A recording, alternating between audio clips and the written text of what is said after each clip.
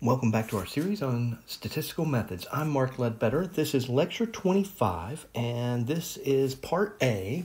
So we are just now starting chapter 14, which is nested design. So we're going to talk about designs where one factor is nested within another. Okay, let's get started.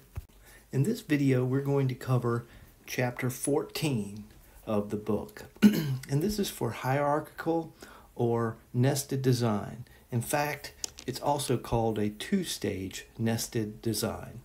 So hierarchical is a little difficult for me to say, so I'll probably say nested. So we have this example.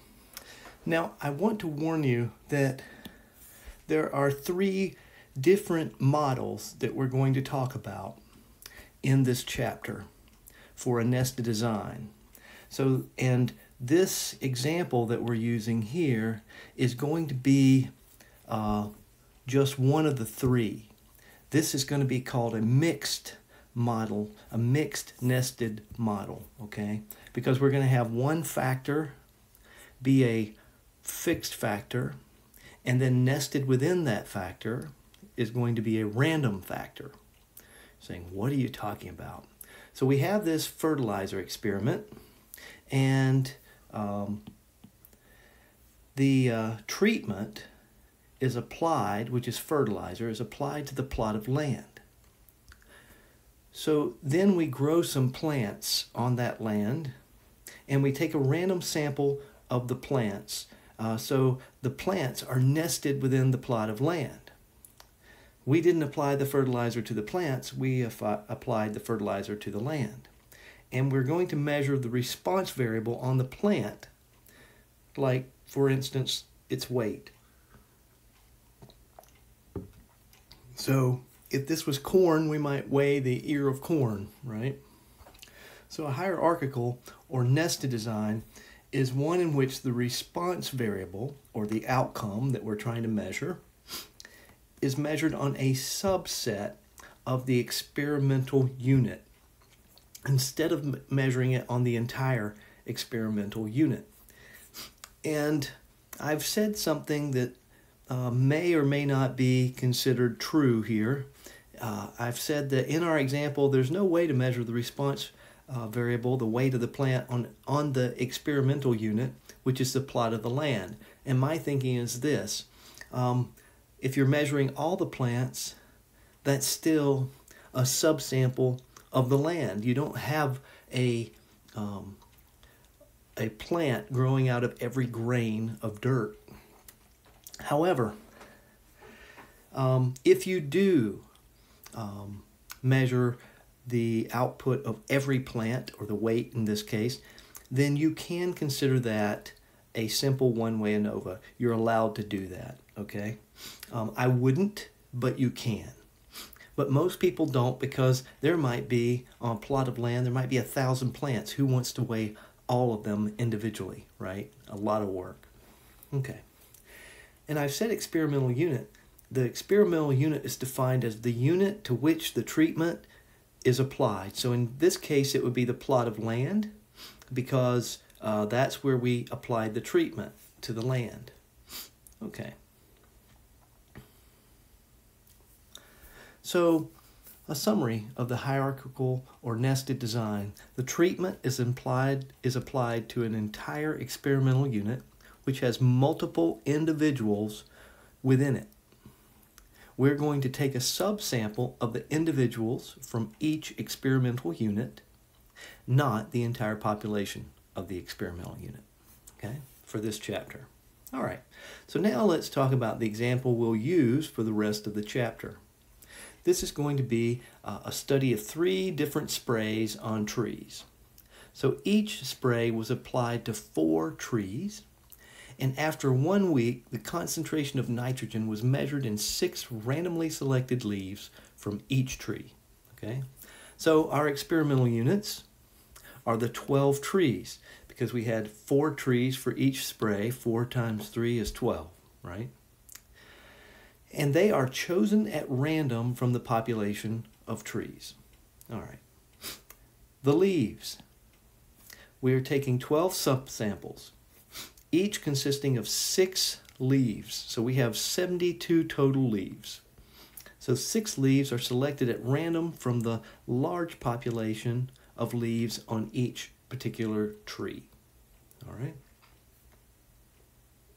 I hope you are taking notes as I'm going along. I didn't think it would benefit you for me to write the notes during the lecture here. So you have time to pause the lecture and take notes. All right. Now let's move on to the model. So the model is y, I, j, k. So we have 3 indices now, I, j, and k. So y is our response value of the kth individual from the jth experimental unit that received the ith treatment. Wow. So we have a nice nested response variable y here. Okay. So that's equal to, and we're going to see the same format that we saw in the one-way ANOVA, mu plus tau I. But now we have a beta, and we have I in parentheses j. So how we read this is beta of j nested within I. So our individuals are nested within the treatment. And then plus our error term, epsilon, of k nested within I and j. So our treatments are I equals 1 to A, the number of experimental units are j equals 1 to B, and the observations from each experimental unit are k equals 1 to n. So in our example, we'd have A equals 3 sprays, B equals 4 trees, and n equals 6 leaves. 3 times 4 is 12, times 6 is 72, and that's what we arrived at previously, that there were 72 total leaves selected. Okay, maybe I can leave this where we can see everything. All right, so tau I is the effect of the ith treatment, which in this case would be the spray. And this is a fixed effects. We have selected 3 different sprays because those are the ones that are important to us. We didn't randomly select them. We fixed those. Now beta of j nested within I is the effect of the randomly selected jth individual, which in this case would be the tree, and is nested within the ith treatment, which is the spray, and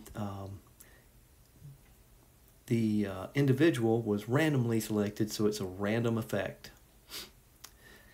Epsilon of k nested within ij is the random variation or error associated with the kth response nested within the ith treatment and the jth individual. So it's the nitrogen of the kth leaf within the ith spray and the jth tree. Okay? Now because tau i's are fixed in this model, and when we have a fixed and a random factor, we call it a mixed model. So we have fixed and random, and together they are mixed. Okay?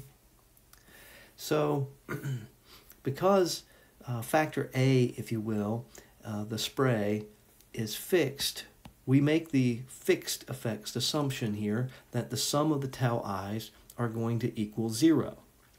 So if we take the overall average of the nitrogen content and we say, well, the effect due to spray 1 could be above or below the average, and the effect due to spray 2 would be above or below, and the effect of spray 3 would be above or below, but together those 3 average to the overall mean, so it makes sense that the difference, if you remember, this is mu minus mu I, so the difference between the overall mean and the mean of the ith treatment, that those differences should add up to 0.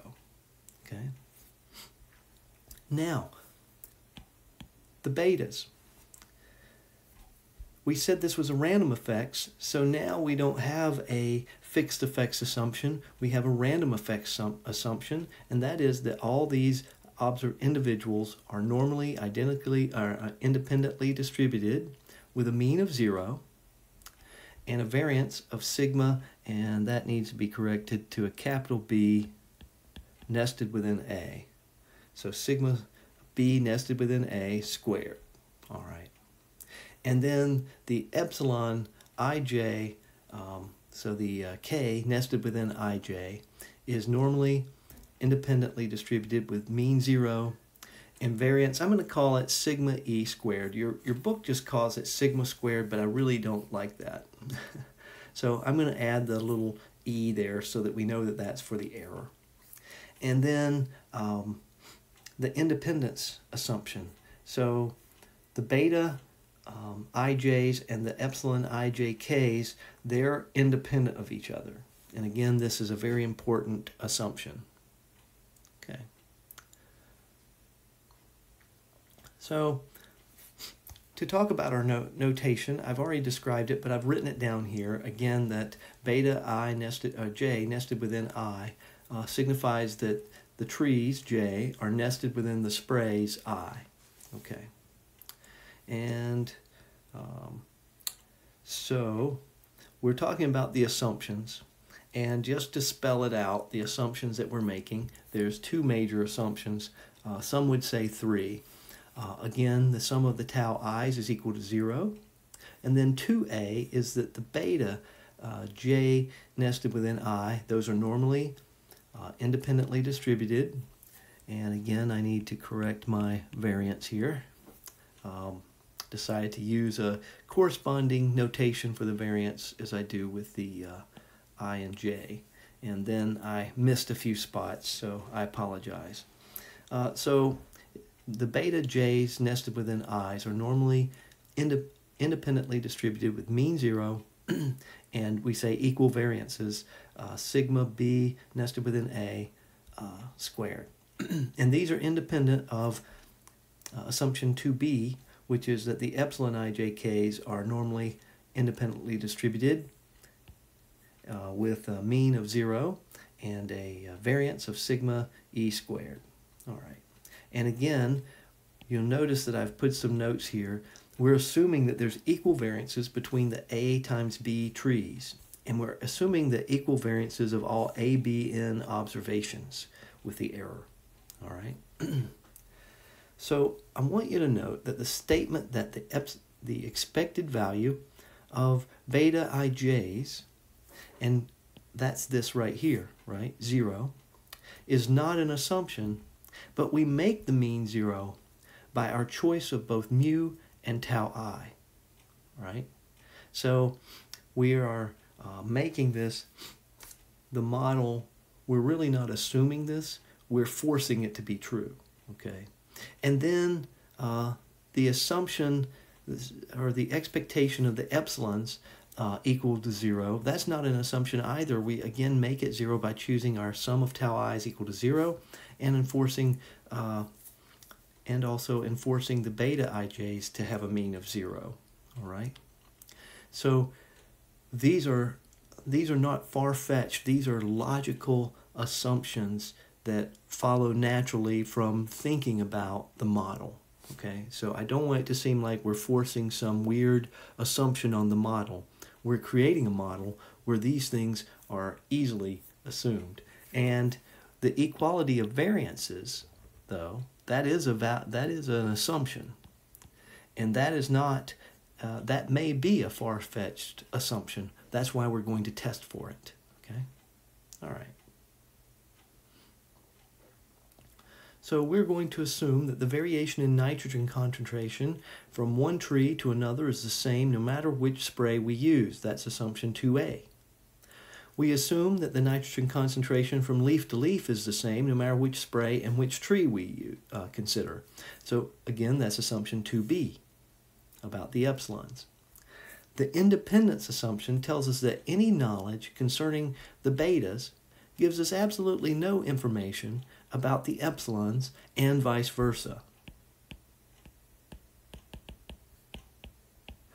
So if we have information about the epsilons, it doesn't give us any information about the beta. All right, that's it for this video.